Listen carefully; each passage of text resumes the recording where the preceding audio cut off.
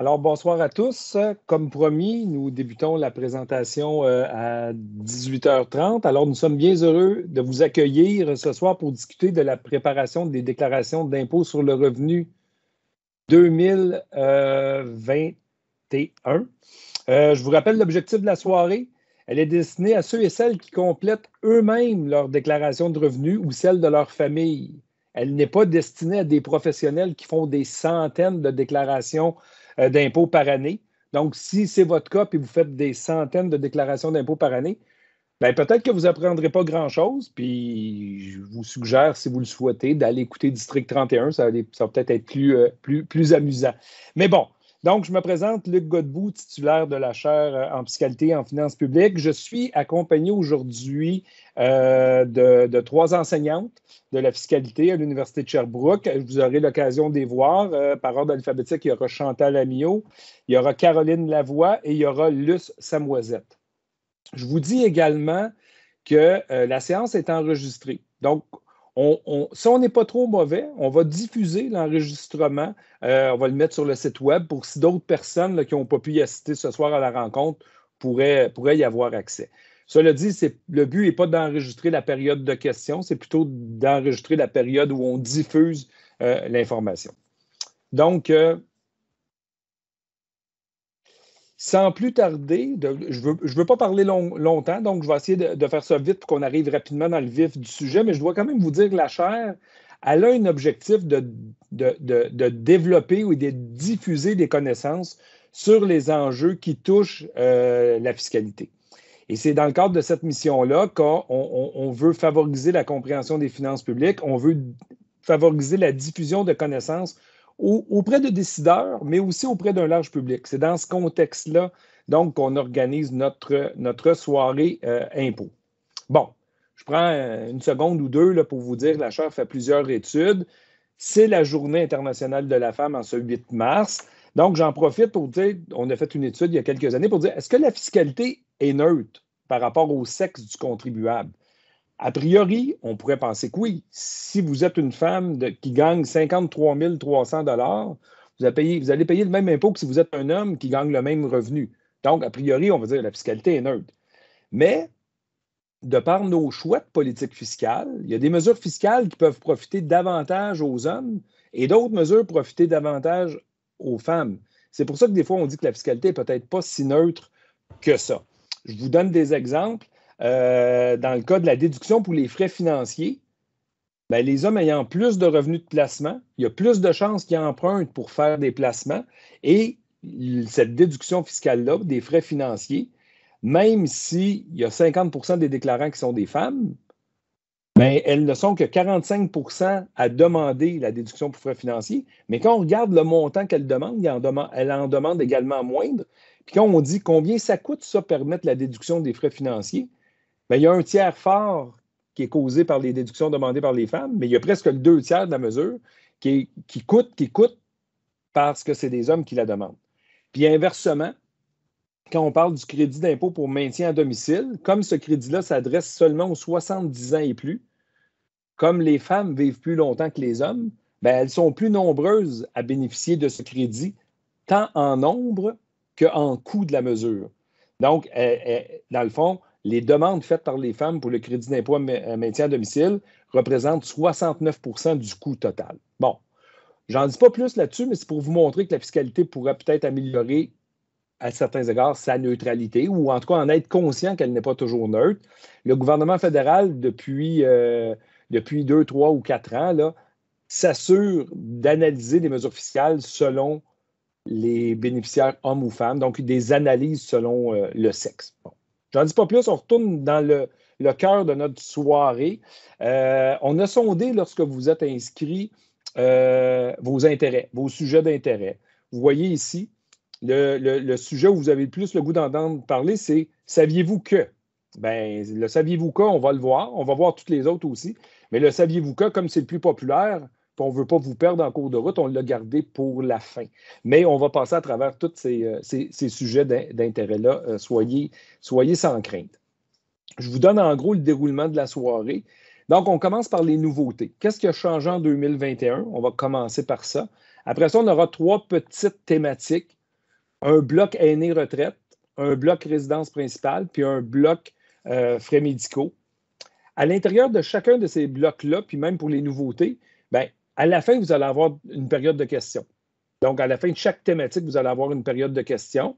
Mais au final aussi, on a une grande période de questions sur laquelle vous pourrez évidemment poser vos questions. Il faut que vos questions soient d'intérêt général aussi. Donc, on le répète, là, mais on ne fait pas de conseils fiscaux dans le cadre de la soirée ici. On fait de la transmission d'informations qui est déjà existante. Donc, la nuance est quand même importante à garder à l'esprit. Dans le cadre de nos interactions, donc, si vous avez des questions, lorsqu'on arrivera aux périodes de questions, le plus simple, c'est en haut, normalement, là, vous devriez voir une petite face avec un petit bonhomme. Là. Donc, moi, je l'ai encerclé à jaune, là, mais si vous cliquez là-dessus, vous allez pouvoir lever votre main. Moi, je pourrais vous interpeller, puis vous pourriez poser votre question. Si vous préférez pas poser votre question de vive voix, mais l'écrire, à côté, il y a comme une petite bulle, là. Donc, il va avoir si vous cliquez là-dessus, vous allez pouvoir écrire votre question, puis nous, on va voir vos questions, on pourra aussi en prendre compte. Puis peut-être vous l'avez remarqué, mais dans le cadre du moment où c'est nous qui diffusons de l'information, on a forcé la fermeture des caméras puis des micros.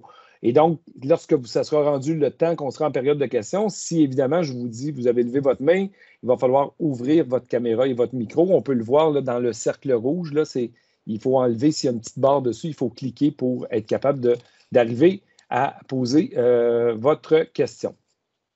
Bon, j'arrive là à la fin pour céder la parole le plus rapidement possible à Caroline.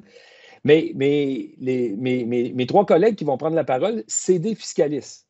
Les fiscalistes, ça vient avec des défauts. Ça parle des fois dans un jargon un petit peu hermétique. Donc, ils vont vous demander, avez-vous votre T4 pour que je puisse faire votre T1? Fait que si je vois qu'ils parlent dans un jargon un petit peu trop hermétique, je vais les chicaner. Puis je vais leur dire de parler de manière plus limpide, mais ils sont quand même assez bonnes pour essayer de rester le plus simple possible dans nos explications. Je vous dis aussi, parce que des fois, ils vont dire, ben ça dépend de votre revenu net, ça dépend de votre revenu imposable, ça dépend de votre revenu total.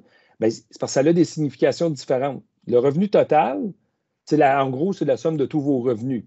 Mais le revenu net, ça permet certaines déductions, comme la déduction REER, par exemple. Puis c'est souvent le revenu net qui va vous servir à savoir si vous avez droit au crédit de solidarité ou au crédit de TPS. Donc, c'est la notion de revenu. Puis la notion de revenu imposable, bien, c'est sur ce revenu imposable-là que vous payez vos impôts. Donc, c'est un peu ce qu'on va regarder. Puis je vous en donne juste un dernier petit exemple. Là, sur les crédits, bien, il y a des crédits d'impôt qui sont remboursables, d'autres qui sont non remboursables. Donc, s'ils sont non remboursables, ça veut dire que le crédit peut juste servir à réduire vos impôts. Fait que si vous n'avez pas assez d'impôts à payer, vous allez perdre le crédit. Alors que si le crédit d'impôt est remboursable, même si vous n'avez pas d'impôt à payer, on va vous le donner, vous allez avoir un remboursement. Il y a certains crédits qui sont reportables. Alors, même s'ils ne sont pas remboursables, vous pouvez les reporter si vous ne les utilisez pas une année suivante. Puis, il y a des crédits qui sont transférables. Ça veut dire que si vous ne pouvez pas l'utiliser, des fois, vous pouvez le transférer à votre conjoint. Donc, ça dépend des situations. C'est un peu ce que je voulais vous dire là, avant que nous débutions. Bon, là, c'est vraiment ma dernière diapositive avant que je passe la parole à Caroline. À la chaire, on a développé des outils pour vous aider à y voir plus clair dans le cadre lorsque vous préparez vos impôts. Il y a naturellement le guide des mesures fiscales, qui est l'outil le plus utilisé à la chaire. Donc, je vais arrêter ma présentation 2 minutes, puis je vais vous montrer sur le site de la chaire où vous pouvez le trouver. Donc, vous voyez ici sur le site de la chaire, sous Outils et ressources, vous descendez, puis vous avez nos outils ici. Puis là, dans Coffre à outils fiscal, vous avez le guide des mesures fiscales. Vous avez le calculateur qui est plus spécifique pour ceux qui ont besoin des crédits d'impôt pour aidants naturels. Puis il y a un guide de transition de vie. Donc, si vous cliquez sur un de ces outils-là, donc comme le guide des mesures fiscales, puis là, bien, vous allez avoir si vous voulez savoir des informations sur les mesures qui touchent les enfants, sur les mesures qui touchent les véhicules d'épargne, REER, CELI, etc., les mesures qui touchent les aînés, bien, vous cliquez et là, on ouvre, puis vous avez tous les crédits d'impôt qui sont expliqués et qui sont expliqués que ce soit pour le gouvernement fédéral ou pour le gouvernement du Québec. Donc, on explique quand c'est des mesures similaires, les deux à la fois. Sinon, chacun a sa mesure distinctement. Donc, c'était juste pour vous guider un peu dans ça. Donc là, je vais remettre la présentation et je vais pouvoir passer la parole à Caroline. Donc, je réinstalle la présentation. Et je cède la parole à Caroline qui va pouvoir prendre le contrôle de cette présentation-là et commencer. Et je vous dis simplement, on a un bloc d'environ 15 minutes. Fait que si Caroline prend 10 minutes, ben, il restera 5 minutes pour des questions dans le cadre de ce bloc-là. Là. Je ne tiens pas l'horloge à la seconde près, mais c'est juste pour qu'on ne finisse pas trop tard ce soir. Donc, sans plus tarder, je cède la parole à Caroline. Vas-y, Caroline. Merci, Luc. Donc, bonsoir tout le monde. Donc, moi, je vais vous parler des nouveautés fiscales pour l'année d'imposition 2021. Donc, la première nouveauté que je veux vous parler, le premier sujet, en fait, ça touche les prestations COVID. En 2020, plusieurs personnes ont reçu des prestations COVID dues à la pandémie. Et là, peut-être qu'il y en a qui ont dû le rembourser, OK, parce qu'il n'était pas admissible. On sait qu'au début, le gouvernement a donné quand même rapidement de l'aide là, à ceux qui en avaient besoin. Et certaines personnes ont dû le rembourser. Donc, généralement, la façon que ça fonctionne quand on doit rembourser un montant, c'est que on va prendre la déduction du montant qu'on a remboursé dans l'année d'imposition où on fait le remboursement. Sauf que, ben là, si j'ai eu à m'imposer sur la PCU en 2020, puis que j'ai eu beaucoup d'impôts à payer, puis que là, en 2021, j'ai fait mon remboursement, je prends la déduction en 2021, peut-être que je n'avais pas nécessairement d'impôts à payer en 2021, je serais peut-être un peu désavantagée. Fait que le gouvernement, dans son budget au printemps, printemps 2021, ben, il a offert la possibilité qu'on fasse la correction, qu'on aille mettre la déduction dans l'année où on a reçu la prestation plutôt que dans l'année où on a fait le remboursement. Donc, ça peut éviter là, quand même l'imposition là, que j'ai eue en 2020 à cause de la PCU. Deuxième nouveauté, en fait, peut-être juste mentionner qu'il n'y a pas eu en 2021 de changement, de grosses mises en place de nouveaux crédits. C'est plus des bonifications à des crédits déjà existants, des ajouts, des améliorations. Donc, le crédit pour personnes handicapées, c'est un crédit qui existe déjà. En fait, il y a différentes façons auxquelles une personne peut être admissible au crédit de personnes handicapées. Donc, la personne soit est aveugle, soit est limitée de façon marquée dans une ou plusieurs de ses activités quotidiennes de la vie, ses activités, ses activités courantes de la vie quotidienne, avoir besoin de soins thérapeutiques essentiels, etc. Ce qu'on a fait, la nouveauté pour 2021, ça sera qu'on a ajouté des fonctions mentales nécessaires aux activités de la vie courante. Donc, ce qu'il y avait auparavant, c'était vraiment là, ce qui affectait la mémoire, là, la capacité à se souvenir d'instructions simples, de renseignements personnels. Il y avait aussi la résolution de problèmes, l'atteinte d'objectifs, le jugement. Bien, là, on est venu ajouter de nouvelles là, fonctions mentales, c'est-à-dire qu'on va élargir l'admissibilité au crédit pour personnes handicapées. On a aussi apporté des modifications là, aux critères qui touchent les soins thérapeutiques. Je n'entrerai pas nécessairement dans les détails. Ensuite, au niveau de l'allocation canadienne pour les travailleurs, c'est un crédit qui est offert du côté fédéral. Donc, c'est un crédit remboursable qui vise à offrir un allègement fiscal aux travailleurs à faible revenu. Donc, l'allocation canadienne de travailleurs comprend aussi là, un supplément pour personnes handicapées. Donc, ce qui est de nouveau pour 2021, c'est qu'on a bonifié le crédit. Donc, on a augmenté les taux et on a augmenté aussi les seuils à partir desquels là, le crédit devient irréductible. On a à réduire le crédit. On a aussi ajouté une exemption pour le second titulaire de revenu de travail. Donc, dans un couple, j'aurai une exemption de 14 000, ce qui fait que auparavant, lorsqu'un couple avait 50 000 de revenus, n'était pas admissible nécessairement à l'allocation canadienne pour travailleurs. Et là, ben, avec l'exemption de 14 000, ben, ça fait diminuer le revenu familial à 36 000. Donc, dans ce cas-ci, ben, le couple aurait le droit à l'allocation canadienne pour travailleurs.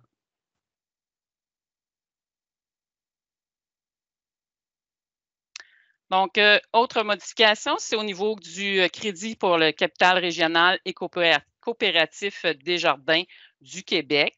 Donc, c'est un avantage fiscal qui prend la forme d'un crédit d'impôt non remboursable qui est accordé à un particulier qui va acquérir à titre de premier acquéreur là, des actions du capital action de capital régional et coopératif Desjardins.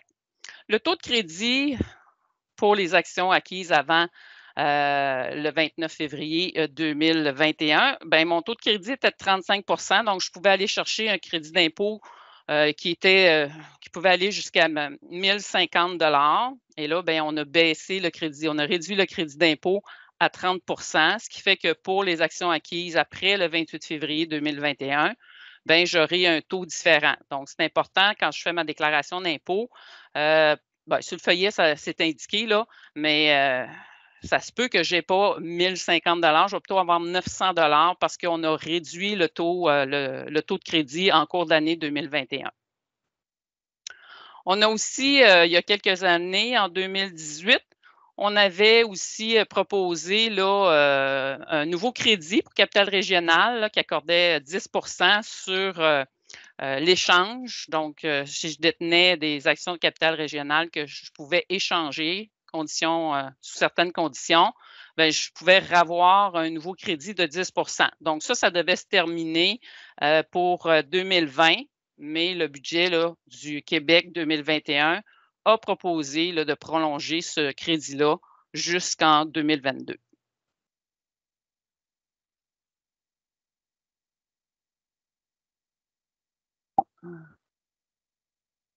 Ça doit plus tasser. Ah, OK. Bon. Autre nouveauté, quand même, je pense assez importante, c'est le crédit d'impôt pour frais de garde du Québec. Donc, on a eu une belle bonification en fin d'année, là, 2021, que ça a été annoncé dans la mise à jour économique du Québec. Donc, trois choses qu'on a modifiées au crédit d'impôt pour frais de garde. Donc, on a ajouté un palier. Avant ça, le crédit d'impôt, le taux de crédit pouvait varier en fonction du revenu familial. Donc, il pouvait être le plus bas, 26 % jusqu'à 75 %. Et là, on a ajouté un nouveau palier, c'est-à-dire 78 % lorsque le revenu familial est inférieur ou égal à 21 000. Donc, le taux de crédit, dans le fond, c'est le pourcentage que je peux récupérer sur les frais de garde que j'ai payés au cours de l'année. En plus, on a haussé le taux minimal. Comme je disais, il était à 26 %, donc on l'a augmenté à 67 %. Donc, c'est certain que cette mesure-là, cette modification-là, a peut-être plus profitable pour les personnes à moyen et revenus élevés, parce que lorsque j'avais 100 000 et plus de revenus familial, là, j'allais chercher 26 %. Maintenant, je vais aller récupérer 67 % des frais de garde que j'ai payés durant l'année. La dernière modification qu'on a fait au crédit pour frais de garde du Québec, c'est la bonification des plafonds. Donc, pour les enfants qui sont à la garderie, j'ai différents plafonds, là, dépendamment que l'enfant est handicapé, moins de 7 ans ou qui est âgé entre 7 et 15 ans. Donc, les plafonds ont été bonifiés pour permettre de déduire, pas de déduire, mais que ce soit, j'ai un plus gros montant qui soit admissible au crédit. Le crédit d'impôt pour les fournitures scolaires, donc c'est un crédit qui est du fédéral. C'est un crédit remboursable qui bénéficie aux enseignants et aux éducateurs de la petite enfance. Donc, ce crédit-là, auparavant, était à 15 % et là, pour 2021, est bonifié à 25 %. Donc, 25 % sur les achats admissibles, les dépenses admissibles pour un maximum de 1 000 $. Donc, je peux aller chercher 250 $ en économie d'impôt. On a aussi ajouté à la liste de fournitures et de biens durables admissibles les fournitures scolaires, là, les calculatrices, les webcams, les ordinateurs. Donc, on a élargi les biens qui étaient admissibles là, au crédit d'impôt pour en mettre plus, dans le fond. Étant donné, bon, le télétravail, on a décidé d'élargir un peu plus la panoplie là, de biens qui étaient admissibles au crédit. Donc, ensuite de ça, ce sujet-là, cette nouveauté-là, le revenu des bourses de perfectionnement postdoctoral, ça touche un peu les droits de cotisation, pas ça touche un peu, mais ça touche les droits de cotisation au REER. Donc, quand je parle de droits de cotisation au REER, il apparaît la notion de revenu gagné. Si je n'ai pas de revenu gagné durant l'année, je n'aurai pas de droit de cotisation au REER. Je n'aurai pas de nouveaux droits qui vont s'ouvrir. C'est le cas, entre autres, pour tous les revenus de biens, les revenus de dividendes, les revenus d'intérêt, les gains en capitaux. Ça ne m'ouvre pas de nouveaux droits à cotisation au REER. C'est plutôt le revenu qu'on va dire actif, là, le revenu d'emploi, revenu d'entreprise, des choses comme ça, revenu de location, qui vont ouvrir des droits à cotisation. Donc, le revenu de bourse de perfectionnement postdoctoral ne faisait pas partie de la liste des revenus qui étaient considérés dans le revenu gagné aux fins de la cotisation REER, des droits REER. Donc, la nouveauté de 2021 a ajouté ces revenus-là aux revenus gagnés afin qu'on puisse calculer là, des droits de cotisation sur ça. Chose particulière, c'est qu'en plus d'ajouter ça pour 2021, c'est qu'il donne la possibilité de dire, bien, pour les 10 dernières années, ce n'était pas admissible, ça ne donnait pas de droit de cotisation REER, mais il sera possible de corriger les déclarations des années antérieures pour aller faire la modification, dans le fond, aller chercher des droits de cotisation REER sur ces revenus-là qui ont été gagnés dans les 10 années précédentes.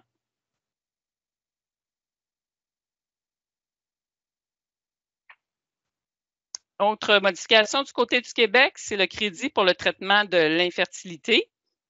Donc, ce crédit-là, c'est un crédit remboursable qui est accordé là, à l'égard de l'ensemble des frais admissibles reliés au traitement de l'infertilité. Donc, ça peut être jusqu'à concurrence de 20 000 Crédit d'impôt remboursable là, pour le traitement de l'infertilité est réductible en fonction du statut familial et du revenu familial. Et le taux de crédit peut varier entre 20 et 80 %. Donc, plus le revenu est élevé, plus le taux de crédit est bas. Donc, ce qu'on a fait, on a modifié, la loi a été modifiée en novembre 2020. On a déposé un projet de loi en vue là, de faire en sorte que ça soit élargi, que ça devienne la fécondation in vitro et comment je pourrais dire, les traitements pour l'infertilité deviennent payés par l'assurance médicaments. Donc, ce qu'on a fait comme modification, c'est qu'on a retiré certaines conditions d'admissibilité pour élargir encore une fois la possibilité là, d'avoir droit à ce crédit-là.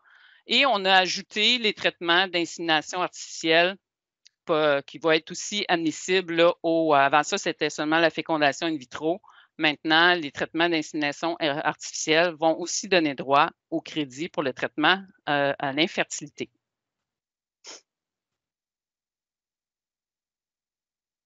Ça ici, bon, c'est le crédit attribuant une prestation exceptionnelle. C'est une mesure du Québec. En fait, c'est quelque chose qui n'est pas imposable. C'est juste qu'on voulait faire un petit rappel de ça. C'est une mesure qui était une aide financière forfaitaire qui a été versée au début de l'année 2022. Pour y avoir droit, il fallait être admissible au crédit d'impôt pour la solidarité. Et c'était pour la période là, basée sur l'année d'imposition 2020. Donc, l'aide financière que vous devriez avoir reçue si vous étiez admissible, ben, c'est 400 $ pour un couple, 275 $ pour une personne vivant seule et 200 $ là, pour une personne vivant avec des colocataires. Le télétravail, donc en raison de la COVID, en 2020, les deux gouvernements, fédéral et Québec, avaient mis en place une méthode simplifiée pour calculer les dépenses de bureau à domicile en raison du télétravail. Donc, la méthode simplifiée prévoyait 2 $ par jour pour un maximum de 200 jours, donc 400 $ de déduction. Bien, cette méthode simplifiée-là sera toujours valide pour 2021 et le sera aussi pour 2022. Et le maximum passe à 500 $. Donc, c'est-à-dire que je peux avoir jusqu'à 250 jours de télétravail à 2 $ par jour. Donc, une déduction maximale de 500 $. Donc, c'est admissible autant au fédéral qu'au Québec. Crédit d'impôt pour le soutien aux aînés. Donc, c'est un crédit d'impôt qui est offert aux aînés de 70 ans et plus. À plus ou moins faible revenu. Donc, c'est un crédit qui est réductible en fonction du revenu de la personne seule ou du couple.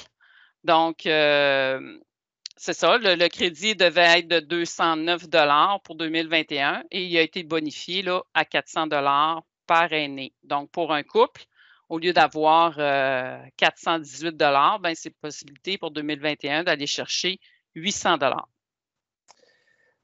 Caroline, on Oui. arrive à la fin de notre temps. Je souligne aux gens que nous avions aussi d'autres éléments que nous avions mis dans les diapos, mais pour qu'il y ait une brève période de questions, parce que je vois que je n'ai pas le nom complet, là, François avait levé sa main. Alors, Monsieur François, si vous voulez bien ouvrir votre caméra ou votre micro à tout le moins pour qu'on puisse entendre votre question. Là, c'est Luce Samoisette qui va prendre la parole sur la thématique des aînés. Alors, je vois, Luce, que tu as déjà pris le contrôle de la présentation. Je fais le contrôle, mais attends un petit peu. Oups, je suis disparue. Je ne suis pas capable de passer à l'autre. Je ne sais pas pourquoi.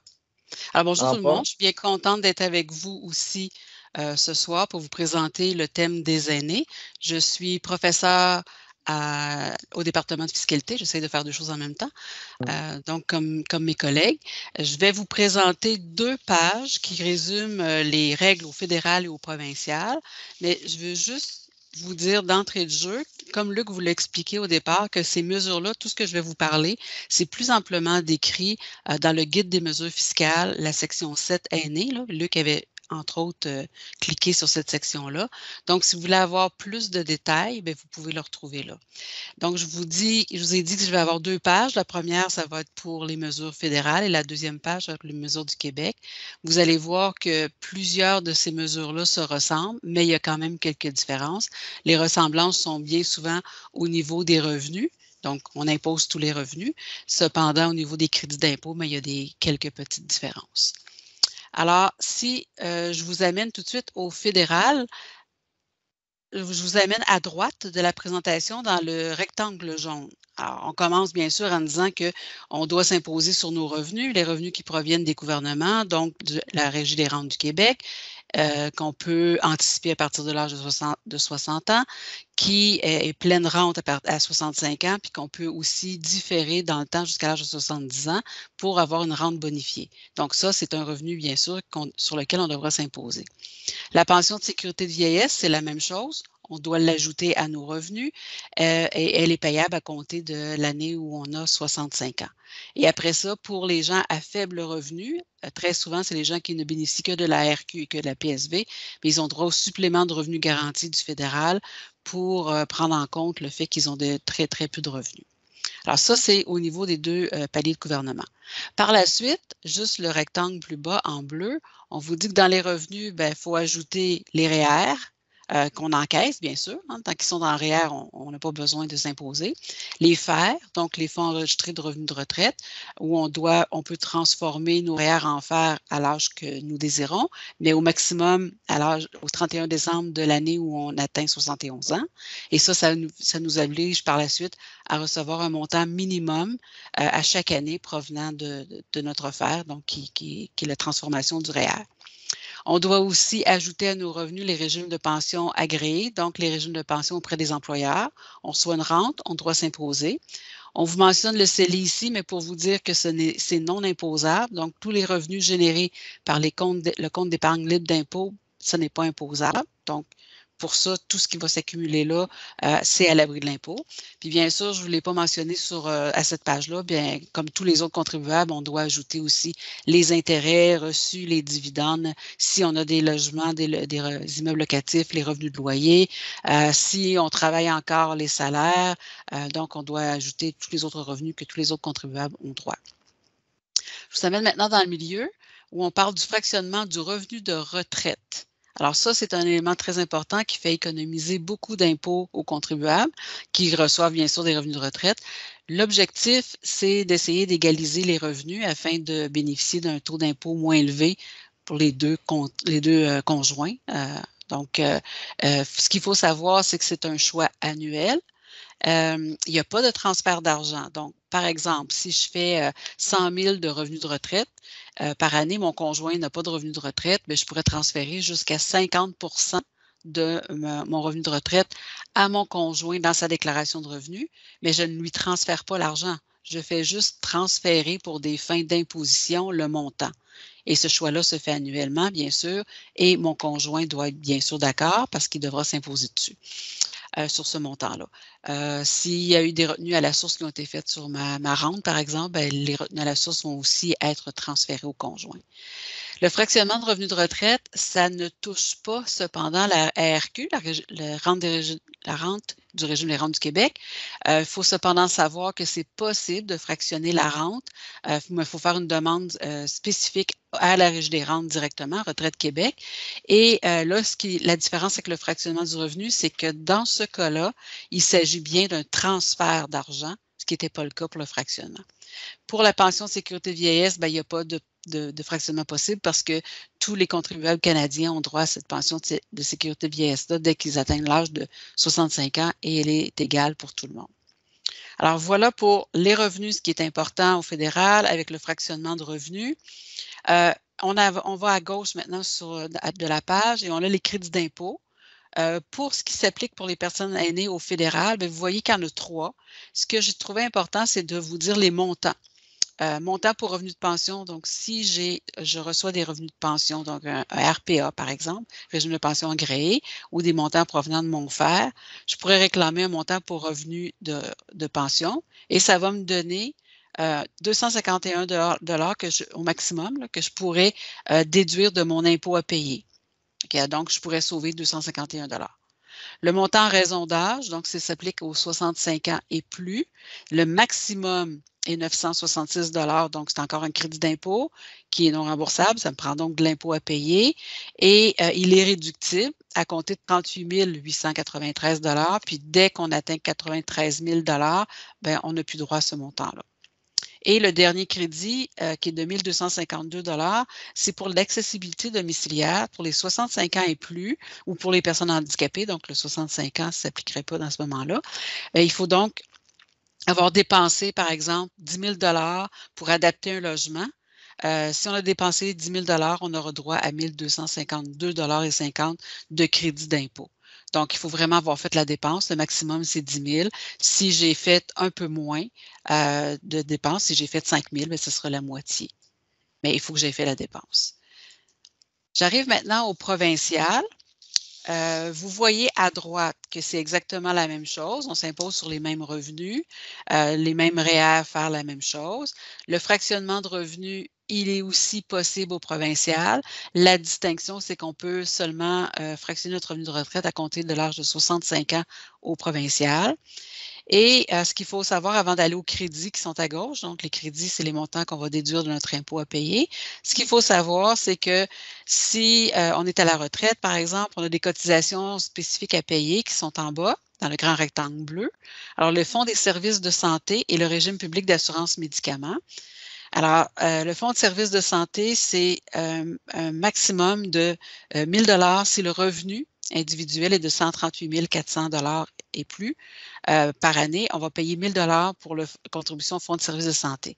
Pourquoi ça apparaît au moment de la retraite? C'est que tant qu'on travaille, ce sont les employeurs qui défraient ces frais-là, ce ne sont pas les employés. Et donc, quand on commence à gagner des revenus de retraite, tout ça, on est assujetti à ce fonds-là, donc pour payer les services de santé de la province. Le deuxième, c'est le régime public d'assurance médicaments.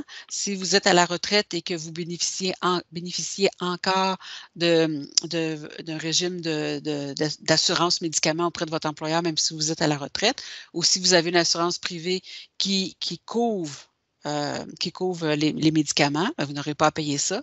Sinon, si vous n'êtes pas couvert, ce qui est la majorité des cas quand on est à la retraite, vous aurez à payer cette contribution-là, qui est un maximum de 686 $ par année, mais ça va constituer des frais médicaux que vous pourrez réclamer l'année suivante.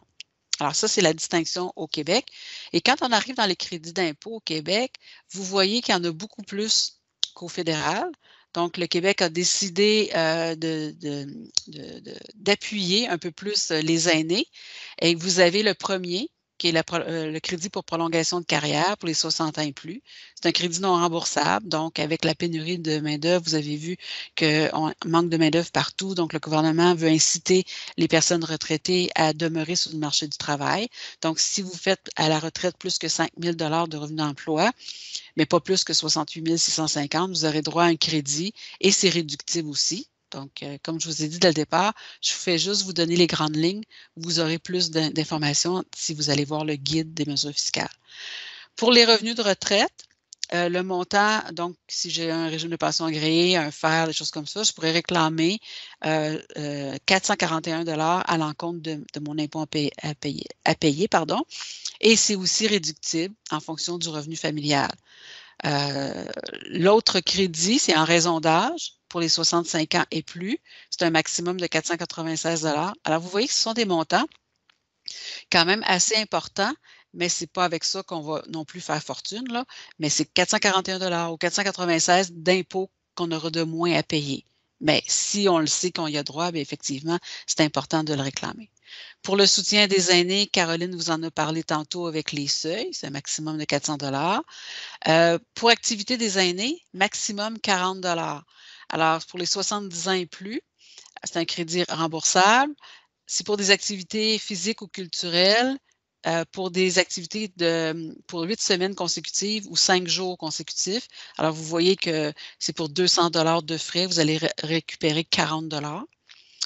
Des frais pour engager pour maintenir l'autonomie, ça, c'est pour les 70 ans et plus, c'est par exemple pour minimiser les risques de chute. Il faut faire des travaux à la maison, il faut avoir, par exemple, un bain adapté aux besoins. Alors, on pourra réclamer ce crédit-là. On ne pourra pas réclamer ce crédit-là, puis en plus de réclamer pour les frais médicaux en même temps, bien sûr.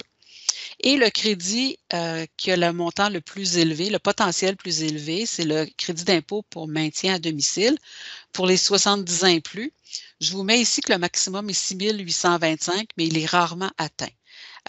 Donc, ça, c'est pour une personne seule. Il est réductible si la personne est autonome en fonction de son revenu. Donc, plus le revenu augmente, plus ça va diminuer.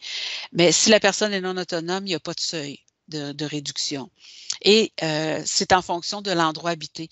Alors, si je suis dans un logement, bien, il n'y aura pas beaucoup de frais qui vont me permettre de réclamer ce crédit-là. Il va y avoir un montant qui est alloué pour le bail, mais c'est un montant fixe, puis il n'est pas très élevé.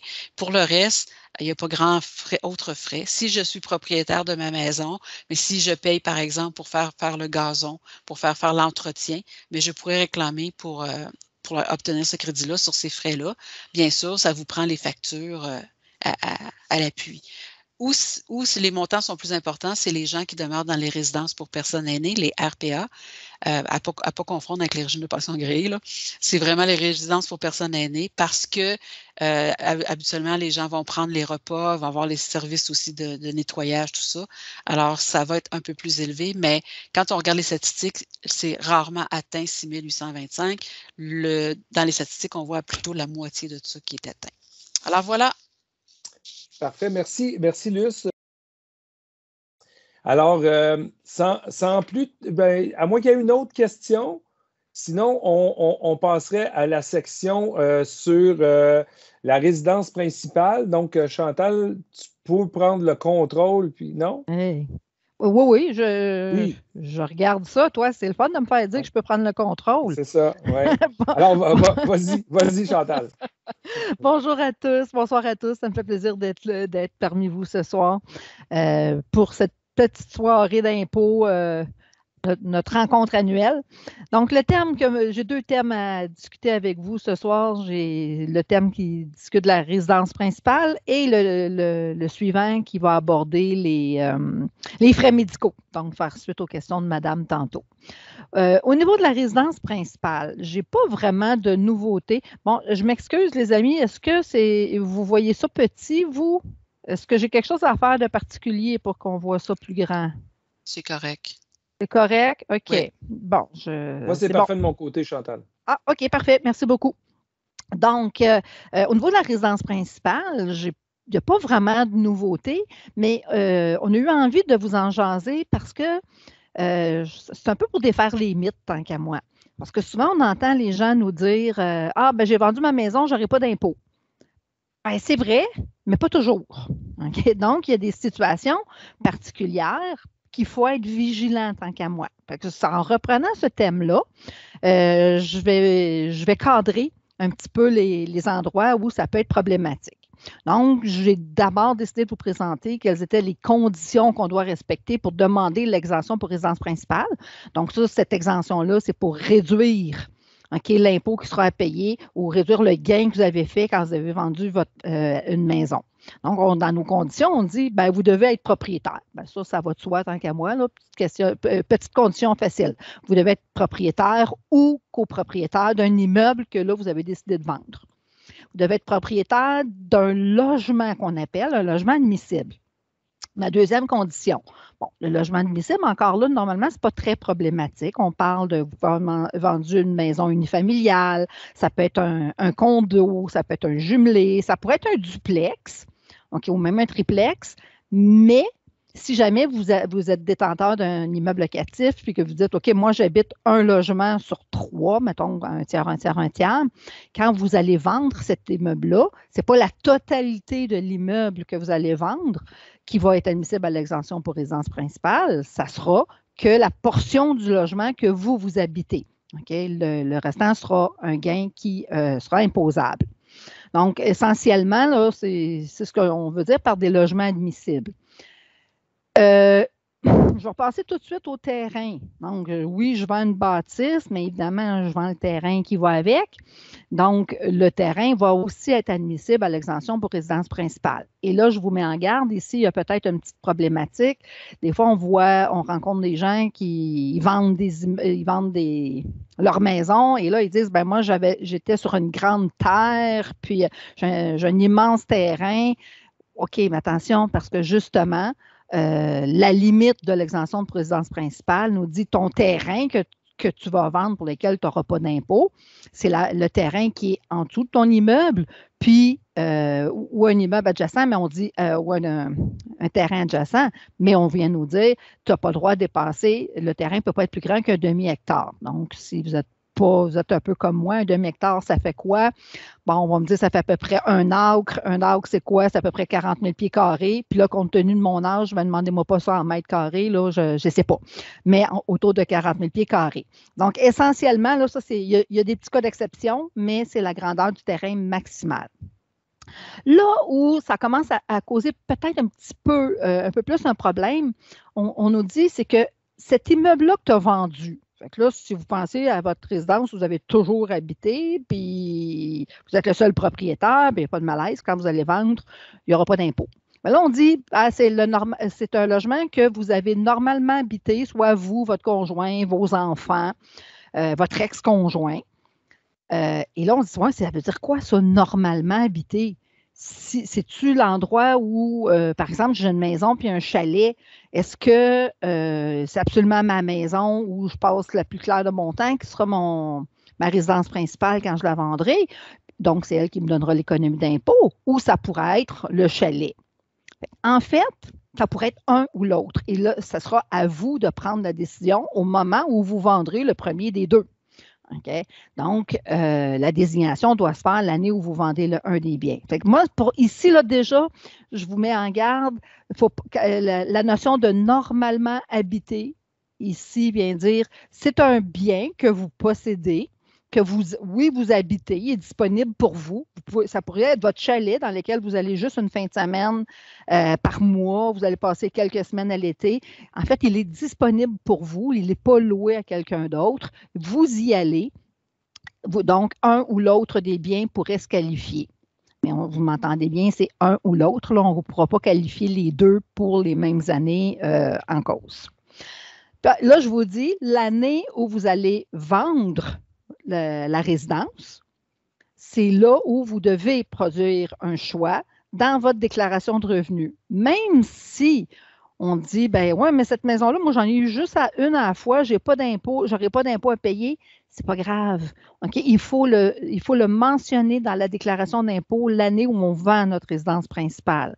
Et là, on fait les calculs en fonction du nombre d'années qu'on le détient. Je vais vous montrer la diapo suivante, là, justement, c'est comment le calcul se fait. Un autre piège, c'est au niveau de le nombre. En fait, on a le droit dans un couple, okay, on parle d'unité familiale, mais imaginons un couple, on peut désigner une résidence par unité familiale par année. OK, Chantal, tu veux dire quoi? Bon, admettons que moi, Chantal, je suis propriétaire de ma maison et mon conjoint est propriétaire du chalet. Okay? Je ne peux pas dire, moi, quand je vais vendre la maison, on va prendre la maison comme étant notre résidence principale, puis après ça, mon mari dit, OK, ben moi, je vais prendre le chalet comme étant ma résidence principale parce que je suis propriétaire. On dit non, c'est une résidence par couple. OK? Et il faut s'entendre donc au moment où on fait la vente de la maison, que ce soit clair, là, si moi je suis propriétaire d'une maison puis mon conjoint aussi, ben, ou si j'en ai deux, on ne peut pas, dans un couple, c'est une résidence maximale. Ça va jusque-là? Bon, j'essaie de voir comment je change le tout, moi, là. Je clique en bas. Ben oui, mais c'est parce que je ne la vois pas. Tu as une barre là, que tu peux tasser. Là. Ah ben oui, mon Dieu Seigneur, merci. Hein, vive la technologie. OK, merci Caro. Au niveau du calcul de l'exemption pour résidence principale, je me suis amusée ici à vous présenter une formule. Ce que j'essayais de vous montrer, en fait, c'est que c'est basé sur le nombre d'années qu'on détient la résidence. C'est un calcul très, je dirais, mathématique. Il faut aller voir. On prend le gain qu'on a fait. Donc, j'ai vendu un bien, j'ai fait un gain. Et là, je multiplie, on dit par 1 plus le nombre d'années que je la désigne. Et quand est-ce que je vais la désigner comme étant ma résidence principale? Je vous le rappelle, c'est à la vente. OK? Puis, je divise le tout par le nombre d'années de détention. J'illustre rapidement ici avec un exemple. J'ai acheté mon immeuble en 2010, j'ai payé 200 000. Je le vends en 2022. Je le vends 500 000. Donc, on réalise que j'ai fait un gain en capital de 300 000. Donc, et normalement, je mets la moitié de ce montant-là dans mes impôts. Là, on se dit, oui, mais comme j'ai vendu un bien qui pourrait être ma résidence principale, qui rencontre les critères, c'est-à-dire que je suis propriétaire, j'ai habité dedans, j'ai normalement habité, je n'avais pas d'autres maisons, j'en avais juste une, j'avais celle-là. Donc, elle se qualifie pour chacune des années de détention. Donc, tu dis à ce moment-là, le gain en capital que j'aurais fait, 300 000, j'enlève une exemption pour résidence principale. Et comment je fais le calcul? Ben là, c'est le montant du gain, 300 000, que tu multiplies par... En fait, tu dis, je l'ai détenu combien d'années cette maison-là? Je l'ai détenue de 2010 à 2022. Donc, mon dénominateur va être de 13 ans, 2010 à 2022. Et mon numérateur, c'est 1 plus le nombre d'années pour laquelle je la désigne comme résidence principale. Ici, je vais la désigner 12 ans pour ne pas excéder le 13 au dénominateur. Donc, je peux exempter la totalité de mon gain. Fait que ça, c'est ce que j'appelle, moi, mon exemple facile. Je dis, quand je détiens, dans un couple, on détient un immeuble à la fois, c'est clair que quand on va vendre, on n'aura jamais d'impôt à payer. C'est vrai. Mais le piège, quand je vous dis justement, faites attention, si vous en avez deux maisons ou chacun d'entre vous en avait un, bien, ce n'est pas vrai que quand vous allez vendre, les immeubles, ça pourra, à ce moment-là, vous donner le droit à l'exemption de résidence principale. Il faut vraiment aller faire les calculs. Ça va pour ça. Maintenant, je vous présente quelques aspects particuliers. Imaginons on voit ça maintenant avec le télétravail surtout, soit quelqu'un exploite une entreprise à partir de la maison, ou encore quelqu'un a un bureau à domicile, donc il travaille à partir de la maison. Là, il dit, quand je vais vendre ma maison, je vais-tu perdre mon statut de résidence principale? Est-ce que le fait d'avoir un bureau à domicile ou le fait d'avoir une entreprise à la maison va faire en sorte que je vais perdre mon statut et que je ne pourrai pas demander l'exemption, donc que je pourrais éventuellement avoir de l'impôt à payer?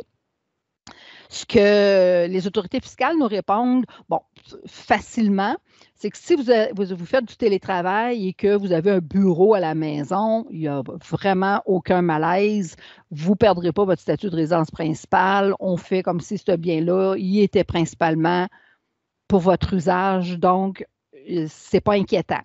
Si vous exploitez une entreprise à la maison, si vous ne faites pas de changement important, de changements structurels à la maison pour exploiter votre entreprise. Si vous ne dites pas, là, je vais faire une grosse vitrine, j'ai une porte d'entrée distincte, je réaménage les meubles pour que ça devienne commercial, là, ça pourrait être problématique. Mais si ce n'est pas ça que vous faites, c'est juste que, vous avez une place à la maison où vous exploitez l'entreprise, et ça ne vous fera pas perdre votre statut de résidence principale. Il n'y aura pas de malaise à ça. Il faut faire attention, les gens là, qui décident d'exploiter de la maison, j'ai envie de dire, consultez pour s'assurer que ça ne causera pas une problématique fiscale. Un autre élément important sur lequel je ne veux pas m'étendre sur le sujet, mais je veux vous mettre, surtout vous informer du fait que si vous rencontrez ce genre de situation-là, de consulter un professionnel qui pourra vous venir en aide. C'est les cas de changement d'usage. C'est quoi ça, un changement d'usage? Quand est-ce que ça arrive? Okay? Donc, c'est quoi le changement d'usage? C'est quand, par exemple, vous aviez votre maison que vous utilisiez à des fins personnelles, évidemment, vous habitiez dedans, et tout à coup, vous décidez de la louer, par exemple.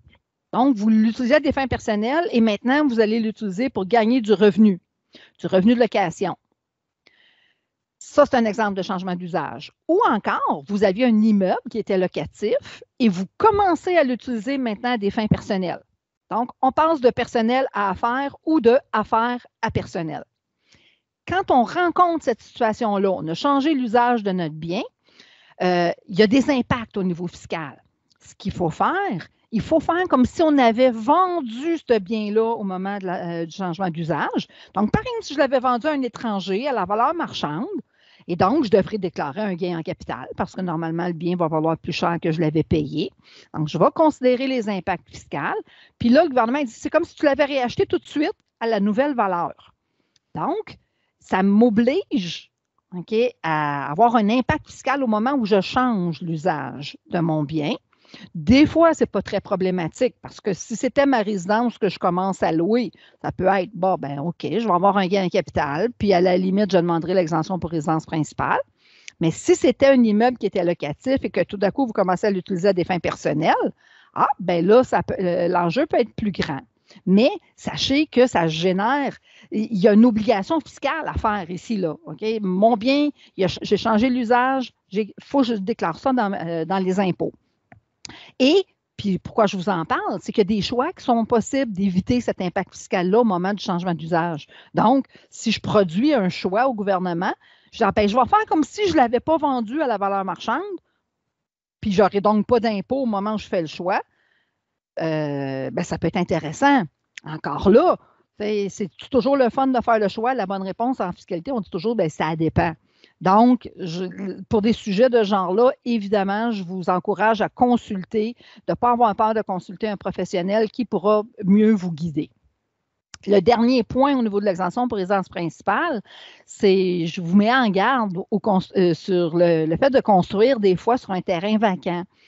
Donc, vous avez un terrain, ça fait plusieurs années, puis là, tout d'un coup, vous décidez de construire une maison dans laquelle vous allez habiter.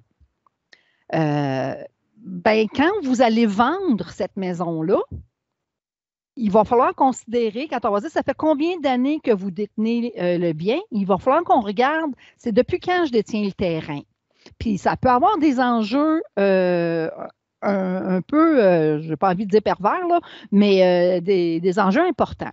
Je vous l'illustre avec un petit exemple. Je dis, j'achète un terrain en 2010. Je le paye 50 000. En 2016, je décide de construire. Fait que là, vous voyez que de 2010 à 2015, j'avais juste un terrain vacant. En 2016, je construis une maison que j'habite. Elle me coûte 200 000. Aujourd'hui, en 2022, je décide de vendre cet immeuble-là et je réalise un gain en capital de 100 000. Donc, j'ai dû le vendre 350 000, un bien qui m'avait coûté 200 plus 50 pour le terrain. Donc, je fais un gain en capital de 100 000. Puis là, j'ai envie de dire, ben, c'est ma maison, je n'aurai pas d'impôt à payer. Mais non, regardez comment l'exemption va être calculée. Ça fait combien de temps qu'on a le bien? Oups, j'ai une erreur. Et boy! J'ai une erreur dans mon calcul parce que le nombre d'années... Ah non, c'est bon. De 2010 à 2022, donc j'ai acheté le terrain en 2010, je le vends en 2022, je l'ai détenu 13 ans. OK.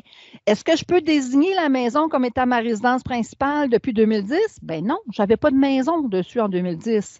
J'ai eu une maison dessus juste en 2016. Donc, mathématiquement, je peux exonérer uniquement 8/13 du gain que j'ai fait. Donc, avec un gain de 100 000, il y en a 61 000 qui ne sera pas assujetti à l'impôt, mais la balance va être assujettie à l'impôt. Tout ça parce que j'ai construit sur un terrain qui était vacant depuis un certain nombre d'années. Moi, je le trouve quand même intéressant. Bien, intéressant, c'est pas le fun que ça nous arrive, mais je trouve que c'est important qu'on soit informé sur le sujet. Donc, moi, ça fait le tour de ce que je voulais voir au niveau de la... Oui. Peux-tu t'ajouter un petit exemple? Bien sûr, vas-y. Juste te mentionner tantôt avec bien un grand intérêt que c'est une résidence par année par couple. Oui. Okay?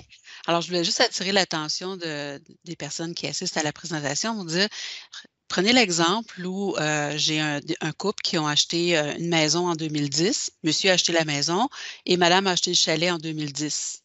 Okay? Alors, chacun a une résidence. Tu as bien expliqué qu'il y aura juste une des deux qui pourrait être exemptée. Il va falloir qu'ils s'entendent. Ce que je veux porter à votre attention, c'est que si, par exemple, en 2022, ils se séparent, c'est le premier qui va vendre, qui va réclamer l'exemption pour les années où ils ont fait vie commune. Alors, peut-être que ça aurait été intéressant qu'ils le sachent et qu'au moment de la séparation, quand ils font leur entente, de l'inclure, laquelle des résidences va bénéficier de l'exemption. Oui.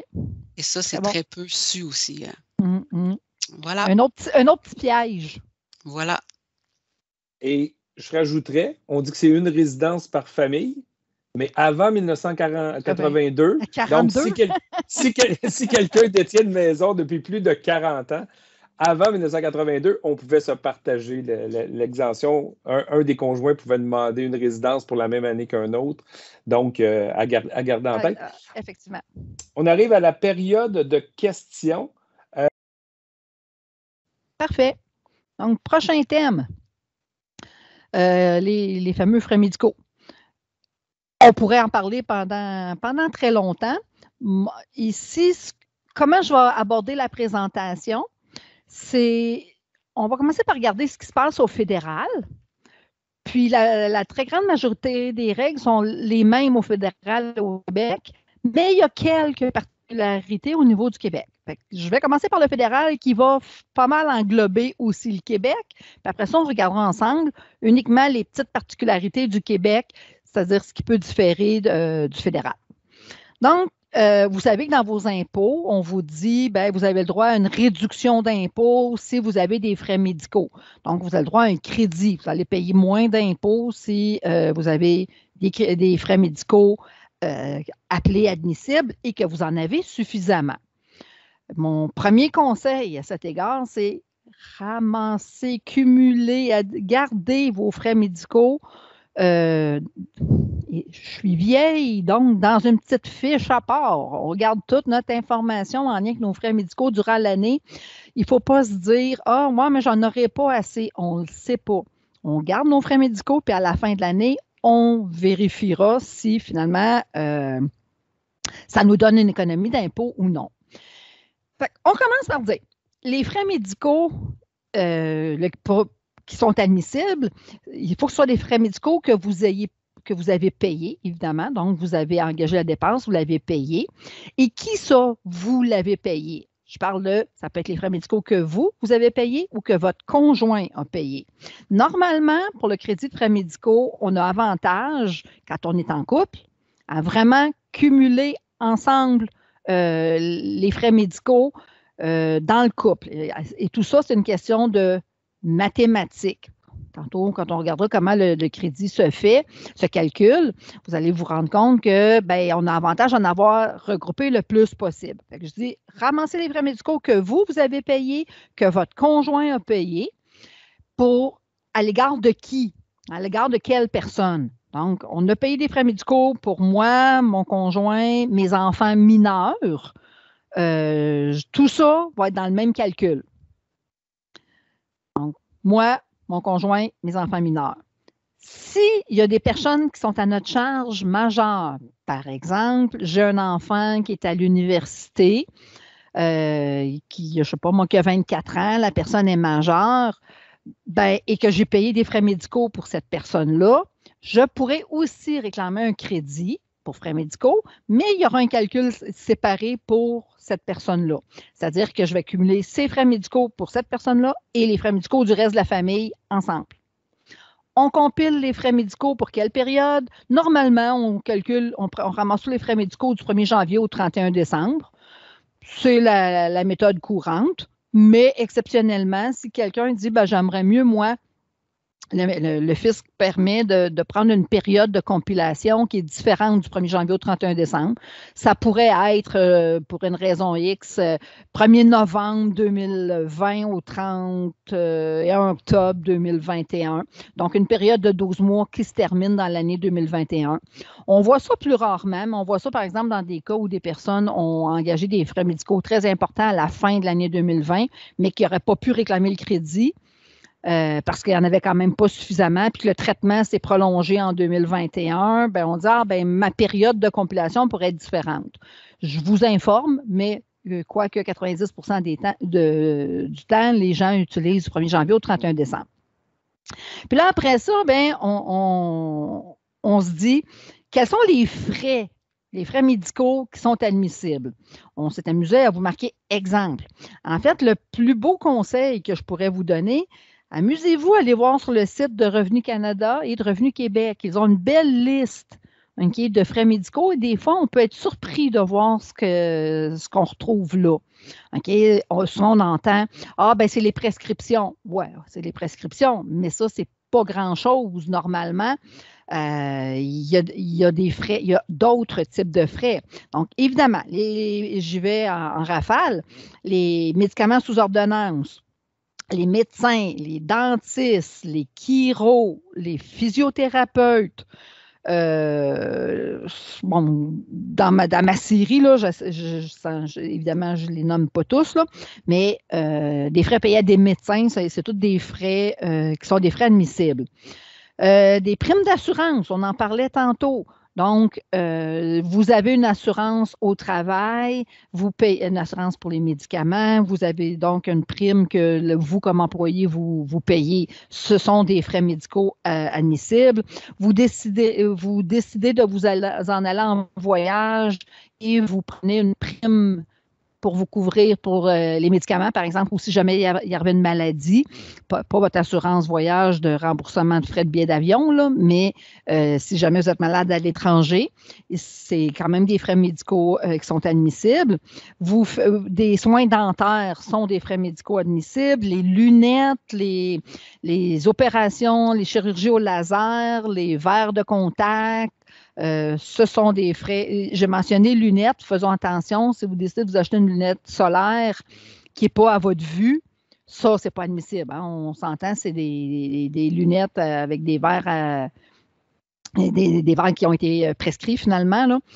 Et certains frais de déplacement. Si vous avez à vous déplacer, par exemple, à plus de 40 km pour aller recevoir des soins médicaux, ça peut être des frais admissibles. Dépendamment, vous avez à vous déplacer à plus de 40 ou 80 km, les frais ne sont pas nécessairement tout à fait les mêmes, mais donc, des frais médicaux sont admissibles.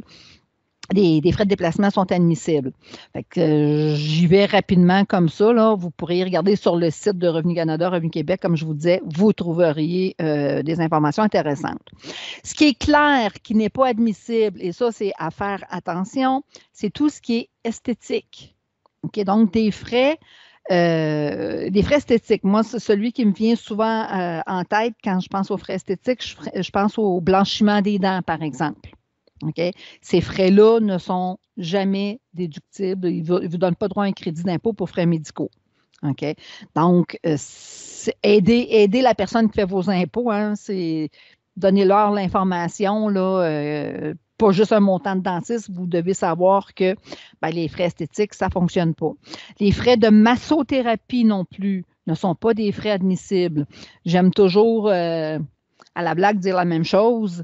Les massothérapeutes, ça fait juste du bien, mais ça ne donne pas d'économie d'impôt. Okay? Fait que la massothérapie, même si des fois vos assurances au travail vous en remboursent une partie, bravo, je suis contente pour vous, mais au niveau du crédit pour frais médicaux, on n'y a pas droit. Au niveau du calcul du crédit, bon, sans vouloir être trop technique, on prend les frais médicaux qui sont admissibles, que vous avez payés durant l'année, comme je vous rappelle, pour vous, votre conjoint puis votre enfant les enfants mineurs, et vous allez pouvoir déduire ce qui dépasse 3 % du revenu net de la personne qui réclame le crédit. Donc, moi, dans un couple, okay, ou 2421. On commence par un petit exemple simple. On est dans un couple, moi, Chantal, cette journée de la femme, je vais faire gagner mon mari moins cher que moi. Donc, mon mari gagne 20 000 et moi, j'en gagne 60 000. Donc, on a évidemment avantage. On peut réclamer les frais médicaux qui dépassent 3 % du revenu de la personne. Donc, 3 % de 20 000, ça fait 600 $, alors que 3 % de 60 000, ça fait 1800 $. Donc, si j'ai, par exemple, 1 000 $ de frais médicaux, je vais pouvoir déduire 1 000 moins 600. C'est ce que je pourrais réclamer comme frais médicaux et le taux du crédit est de 15 % des frais. Donc, l'économie d'impôt va être 15 % du 400 $. C'est pour ça qu'on dit dans un couple, on a normalement avantage à mettre le crédit pour frais médicaux au fédéral dans la déclaration de revenus de la personne qui a le revenu le moins élevé. De façon générale, les logiciels vont faire le calcul correctement. Mais moi, j'ai envie de vous dire, faites attention, faites le rapport, que monsieur et madame, que le couple fasse le rapport d'impôt au même endroit et qu'on se donne l'information. Combien toi, monsieur, combien toi, madame, t'as payé de frais médicaux pour pouvoir réclamer quand même le crédit, le meilleur crédit. Des fois, j'entends les gens dire « Ah, ben je gagne ben trop cher, moi, de toute façon, ça ne me donnera rien. » Ben, j'ai envie de vous dire, ce n'est pas nécessairement vrai. Okay? Si vous avez quand même suffisamment de frais et que 3 % de votre revenu net, par exemple, dépasse 2421, là, j'essaie de faire un calcul rapide. Là, 100 000 à 3 % ça fait 3 000, ça. Donc, quelqu'un qui gagne 100 000, okay, 3 % de ce revenu net serait 3 000, mais vous voyez qu'on est limité. On va pouvoir réclamer les frais médicaux qui dépassent 2 421. Fait que si j'en ai pour 2 800, ben, mon 100 000 n'avait pas d'importance. Hein. C'est un calcul technique qui est plafonné au niveau du fédéral. Fait que c'est ça. Encore une fois, je vous dis, le logiciel fait le calcul comme il faut. Notre responsabilité, je dirais, c'est de cumuler nos frais médicaux correctement et de se renseigner à savoir est-ce que ces frais-là sont admissibles. Puis le meilleur conseil, le site de Revenu Canada, vous allez voir une panoplie de frais qui sont admissibles. Un mot sur le supplément remboursable, c'est que le crédit d'impôt pour frais médicaux, on dit, il contribue normalement à réduire vos impôts. C'est un crédit qui est non remboursable généralement. OK? Le traditionnel, là, celui qu'on connaît, 3% celui qui est des frais qui excèdent 3% du revenu net. Mais il y a certaines personnes, okay, qui ont droit à un supplément remboursable. En fait, on est dans les situations où, par exemple, des étudiants qui ont du revenu d'emploi, je dirais un revenu d'emploi, et ça fait exprès, je ne me rappelle plus le seuil de revenu d'emploi. Attends un petit peu, je l'ai ici.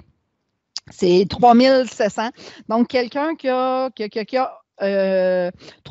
au moins 3 700 $, 3 751 dollars de revenus d'emploi, OK?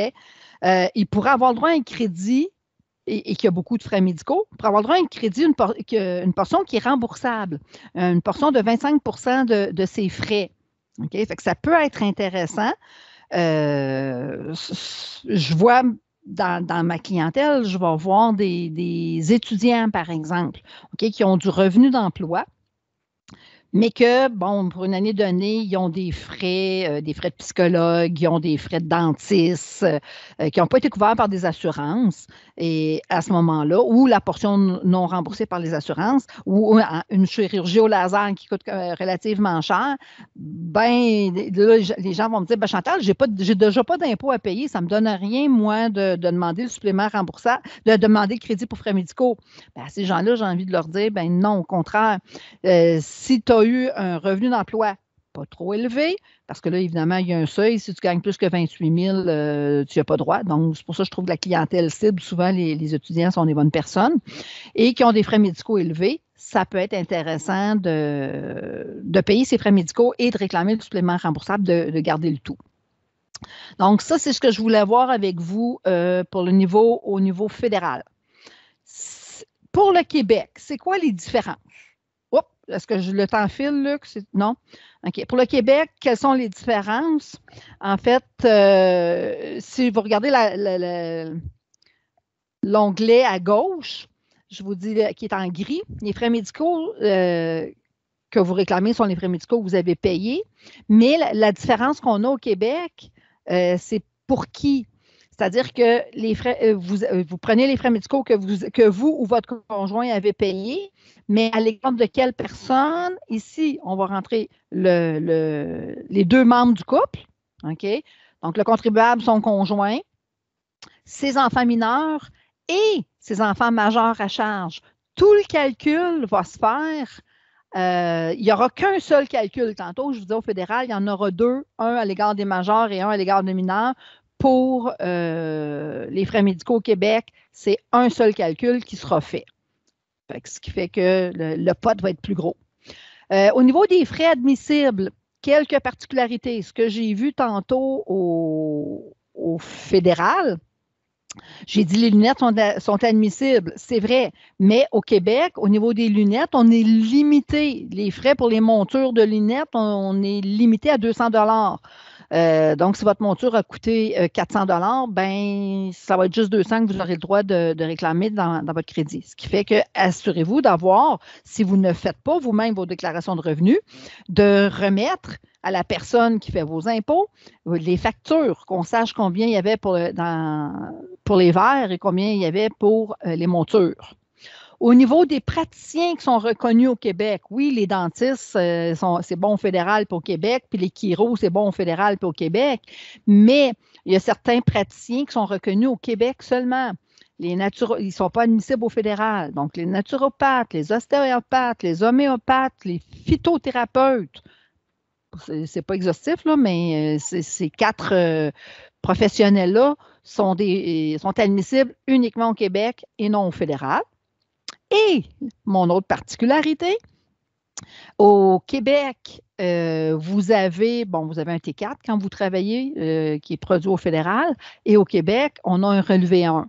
Son équivalent provincial, c'est le relevé 1.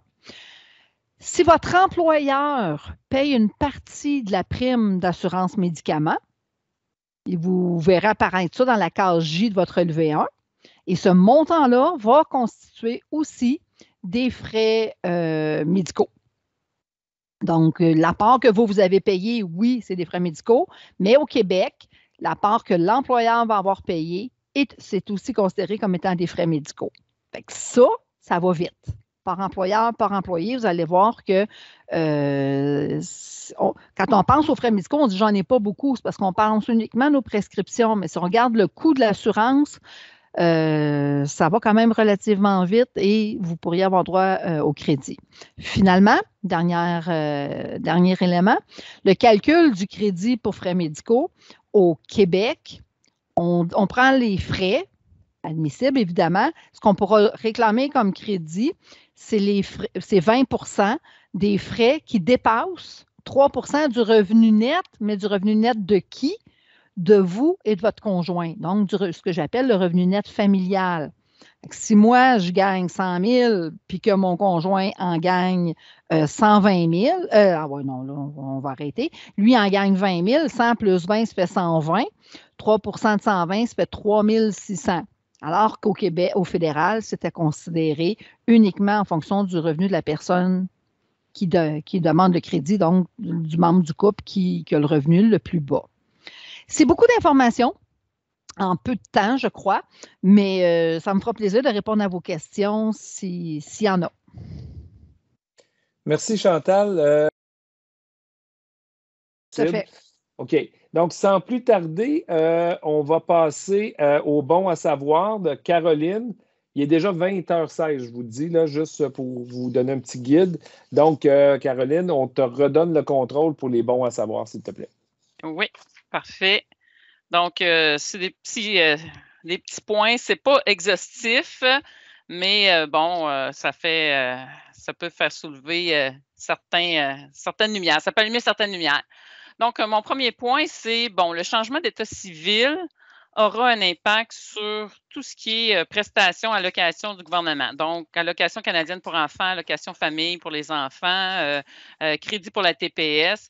Donc, dès qu'il survient un changement d'état civil, il y a un impact. Donc, c'est important qu'au moment du changement d'état civil, qu'on devienne conjoint de fait, qu'on se sépare, c'est important d'aviser les autorités fiscales au moment où il y a le changement et ne pas attendre au moment où ce qu'on va faire nos impôts. Parce que le changement, la modification va se faire à partir du moment où je deviens conjoint de fait. Je ne sais pas, moi, je suis devenue conjoint de fait en novembre 2021. Bien, c'est à partir de là qu'on va commencer à recalculer les montants qu'on peut verser aux allocations et au crédit TPS avec le revenu familial. Donc, souvent, je vais le perdre parce que j'avais peut-être droit quand j'étais seule, mais avec un nouveau conjoint, bien, je vais perdre un certain montant.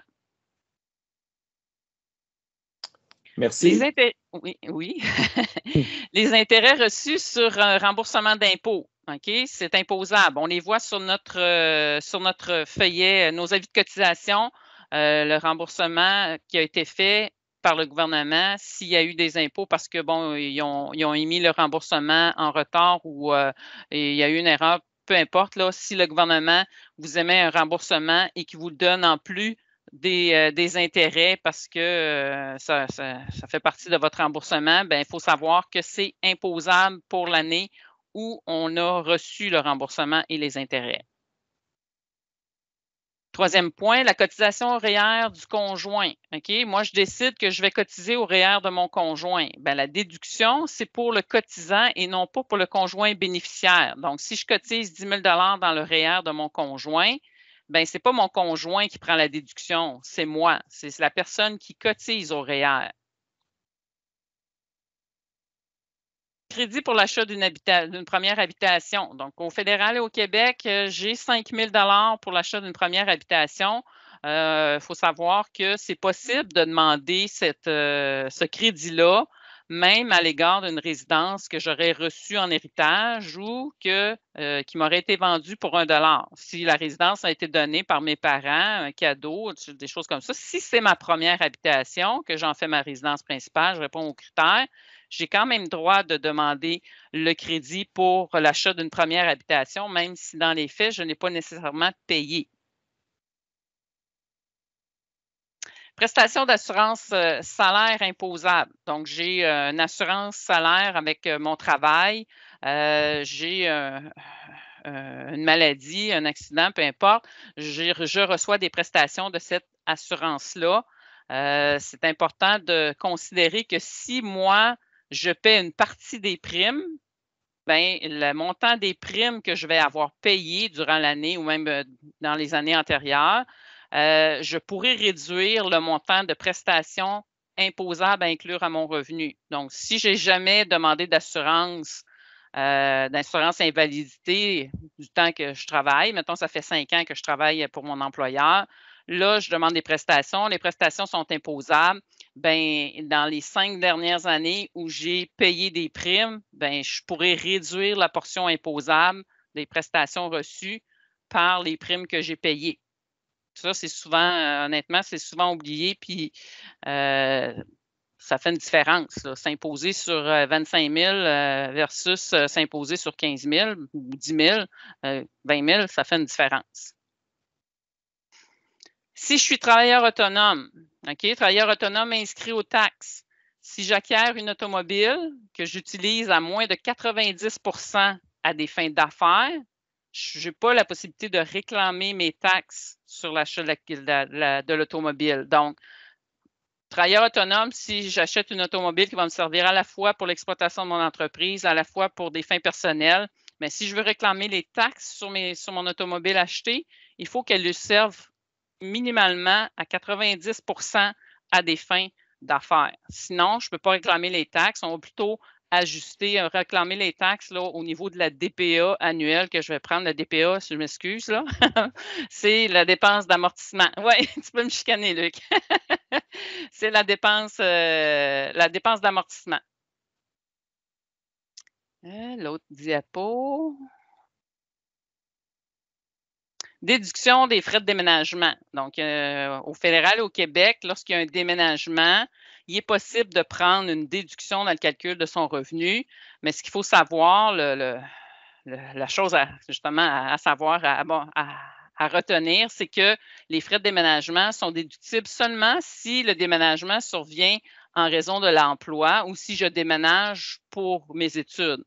Donc, il faut qu'il y ait ce qu'on appelle une réinstallation admissible. Donc, il faut que je me rapproche d'au moins 40 km de mon nouveau lieu de travail par rapport à mon ancienne résidence. Donc, je demeure à Drummondville, je travaille, je vais avoir un nouvel emploi à Montréal. Bien, je me rapproche de Drummondville-Montréal, c'est tant de kilomètres. Bien, si je déménage à Brossard, bien, je me rapproche d'au moins 40 km de mon nouveau lieu de travail. Je pourrais déduire mes frais de déménagement. Mais sinon, si je déménage seulement pour le plaisir, ça ne fonctionne pas. Je ne peux pas déduire mes frais de déménagement. Au niveau du calcul du supplément de revenu garanti, ce qu'il faut savoir, c'est qu'il est possible de demander un nouveau calcul en cas de changement de situation. Dans l'année du décès du conjoint, dans l'année où il y a séparation involontaire, c'est-à-dire qu'un des deux conjoints s'en va dans une résidence pour avoir des soins. Dans le cas de divorce, bien, il est possible de redemander un calcul du supplément de revenu garanti pour qu'on considère seulement le revenu individuel plutôt que le revenu du couple. Donc, ça peut créer des situations où on peut aller récupérer 1, 2, 3, 4, 5 000 $.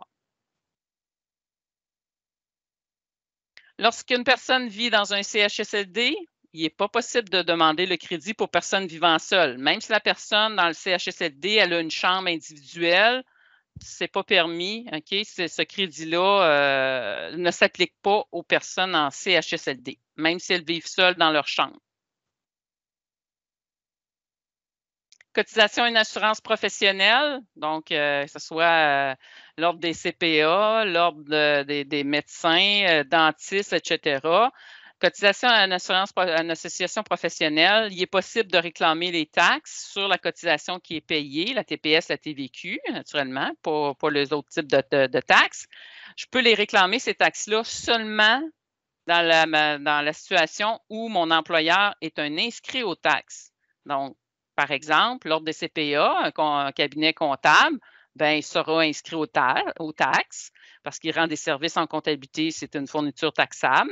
Mais dans la situation où, par exemple, j'ai un ordre à une association professionnelle, par exemple, les infirmiers, infirmières, bien, l'employeur n'est pas un inscrit aux taxes parce que souvent, un hôpital ou un CIUS, c'est pas des fournitures taxables. Donc, si l'employeur n'est pas un inscrit aux taxes, bien, les taxes payées sur la cotisation professionnelle de l'employé ne peuvent pas être réclamées.